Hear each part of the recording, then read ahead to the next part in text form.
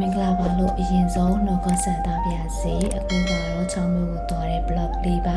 မနက်9:00နာရီခွဲမှာထွန်းရ expert ကိုစီးပြီးတော့ရန်ကုန်ကနေ6ခုခရီးစားထွက်ခဲ့ပါတယ်ကြောက်ပရောင်းကိုရောက်တဲ့အချိန်မှာတော့ပုပ္ပါမီအောင်ယူအဝေးကနေလှမ်းမြင်ရတဲ့ခံစားချက်ကြီးကဘာနဲ့မှကိုလင်းလို့မရနိုင်ပါဘူးအနေငယ်ကားဆက်မောင်းလိုက်ပြီးတဲ့အချိန်မှာတော့ဂွေးချိုကန်နာမှာကားခဏရပါတယ်ဂွေးချိုကန်ဆိုတာသိရမလားမင်းသားကြီးကျော်ဟင်ဗမ်းမြေလေးကဦးရင်မှုရိုက်ကူခဲ့တော့ကန်လေးမှာထမ်းမင်းအများကြီးပေါင်နေတဲ့အရင်လာတဲ့ကန်ကြီးပါအဲ့ကနေပြီးတော့ညီမတို့ဆက်ပြီးတော့ကဆက်စီးလိုက်တဲ့အချိန်မှာတော့ညီမသွားတင်မယ်ရွာကိုရောက်ပါပြီဒီရွာတွေကိုဝယ်မယ်ဆိုရင်တော့ကျောင်းရှာမှာဆင်းရတယ်ဆင်းပြီးတော့2မိုင်ခန့်ဆက်ပြီးတော့စိုက်ကစီးလိုက်တဲ့အချိန်မှာတော့တနားရီလောက်တော့ကြာမယ်ပေါ့နော်အဲ့ဒါစီးလိုက်တဲ့အချိန်မှာတော့တန်ဖို့ရွာမြို့တစ်ကလေးကိုရောက်ရှိခဲ့ပါပြီ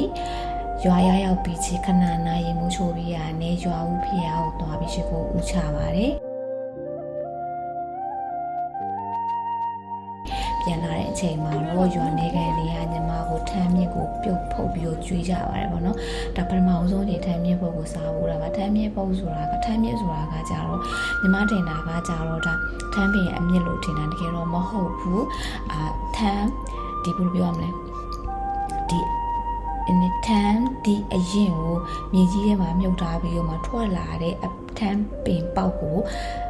ထမ်းပင်မြစ်လို့တော့ခေါ်ပြီးတော့ဒါကိုဖုတ်ပြီးတော့စားရတယ်ဒါမှမဟုတ်စီနဲ့စားနေလေ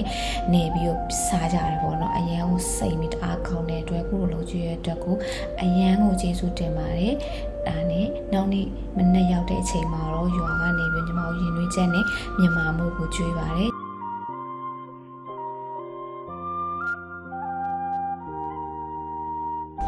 ညီမကမနက်ကို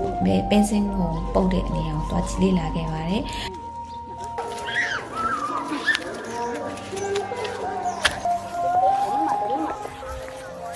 ပင်စင်ကိုလေပေါက်တယ်ပေါ့နော်ဒီပင်စင်ကိုမိုးအုပ်နေအရန်ကိုအားဆိုင်ပြီးတော့ပုတ်ရတယ်ကျွန်တော်နေဘူးမပုတ်လို့ကောင်းတယ်ယောက်ျားလေးတွေကတော့နေ့တော့ဆိုတော့နေနာပြီးတော့မှညနေ4 နာရီလောက်မှပြန်ထွက်တယ်မိန်းကလေးကကြတော့ဒီမနက်ထဲကနေပြီးတော့ပုံလိုက်တာညမှောင်တဲ့အထိအားလုံးအလုပ်တွေပြီးအပိတက်ပြီးမှသူကပြင်ကြရတယ်ဒါကရွာရဲ့ဒလီရွာရဲ့ဒလီဒါချောင်းမျိုးရဲ့ဒလီပေးစင်ကိုပုတ်တဲ့အလုပ်ပါပြီးလို့ရှိရင်ညီမတတိထားမြင်တော့တက်တော့ကခြံစည်းကိုဒီခြံစည်းကိုတွေကတာတော်တော်လေးလာတယ်ပေါ့နော်ဒီခြံစည်းကိုကျတော့ဝါးရယ်နောက်ပြီးလို့ရှိရင်ဒီတစ်ပင်ရဒီတဘာဝတစ်ပင်ရပြီးအပင်ကိုတုံးပြီးတော့မှဒါခြံစည်းကိုတွေခတ်ထားတာပေါ့နော်စီစီငင်းငင်းလှလှပပလေးခတ်ထားတာကိုလည်းတွေ့ရတယ်နောက်တစ်တတိထားမြင်တစ်ချက်ကရွာကလေးရောလူကြီးရောအမိုက်တွေကိုလမ်းပြီးမှပြစ်တာလုံးဝမရှိဘူးစီကနေကြပြစ်ပြီးရွာကိုတန်ရှင်းအောင်ထားရဲဆိုတဲ့ချက်တစ်ချက်ပါ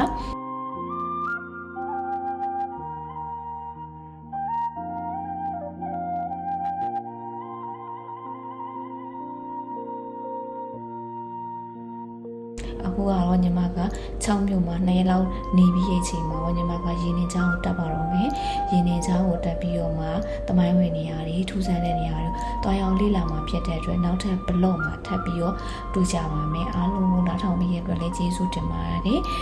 ကောင်းမွန်တဲ့နေ့လေးရှိနေကြပါစေဘိုင်